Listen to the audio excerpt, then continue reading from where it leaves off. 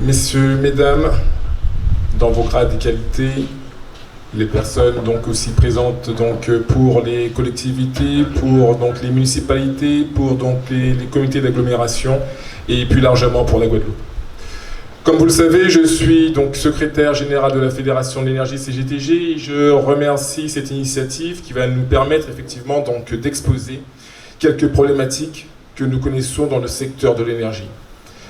Vous le savez, actuellement, une centrale vient donc d'annoncer sa fin d'activité et cette centrale est une centrale qui, depuis 2000, produisait de l'électricité à raison d'environ 8 à 10% de la production totale des besoins énergétiques de la Guadeloupe.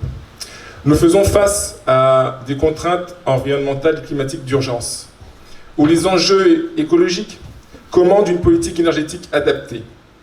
Quelle énergie pour demain? Quels moyens pour quel usage et avec quel impact sur notre environnement? Quelles conséquences sur notre climat? Cette réalité du consensus énergétique, la Guadeloupe y fait face aujourd'hui et devrait y porter sa part de réponse. Ce consensus prend forme au travers d'une transition énergétique qui, à mon sens, n'est pas suffisamment préparée dans notre région. Et cela pour le simple fait qu'elle n'intègre pas la réflexion éclairée et citoyenne dans ce débat d'importance. La PPE, la programmation pluriannuelle de l'énergie de la Guadeloupe, qui en principe doit être le produit d'une collaboration région-État, ne répond pas au consensus écologique, besoin social et technique. Pour exemple, si la sortie effectivement du fossile apparaît nécessaire, comment comprendre que la fermeture d'une centrale de production d'électricité au fioul, sans qu'au préalable, aucune reconversion de ces équipements n'ait été rendue possible, notamment par la substitution du fioul par du biocarburant?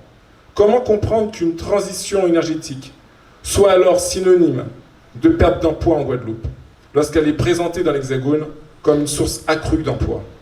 Comment comprendre qu'une quarantaine d'emplois directs et indirects de la centrale thermique d'énergie Antilles, basée sur le territoire de Cap-Excellence à Jarry, soit supprimée sans une once d'inquiétude, dans une étrange indifférence politique des co-décideurs de la PPE, et j'entends la collectivité donc majeure qui est la région.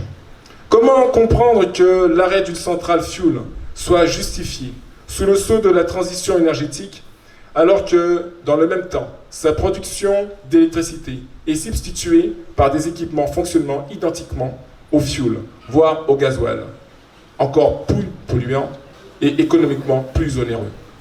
Outre l'aspect technique et économique qui peuvent volontiers faire débat, faire le choix que la production d'électricité d'une centrale thermique soit totalement à terme remplacée par des fermes solaires et ou éoliennes doit conduire aussi à définir au préalable les filières de traitement des batteries, mais surtout à l'analyse de l'impact environnemental de celles-ci et tout également à l'impact des panneaux photovoltaïques après usage sur notre territoire.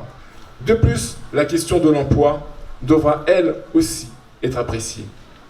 On peut alors aisément le comprendre. La politique énergétique de la Guadeloupe doit connaître une approche systémique.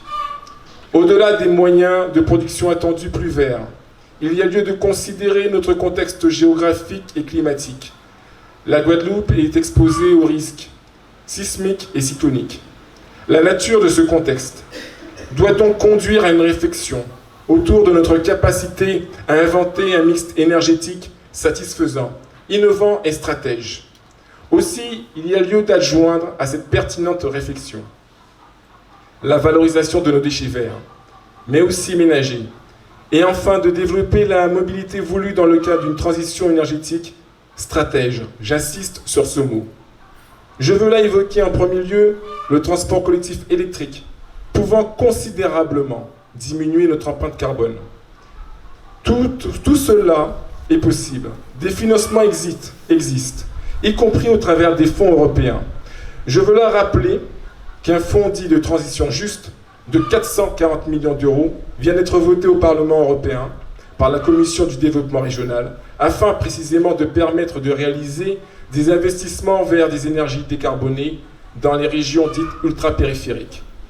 Je conclurai tout simplement en disant qu'il est temps qu'il soit organisé en Guadeloupe une table ronde sur l'énergie, associant décideurs, acteurs et société civile.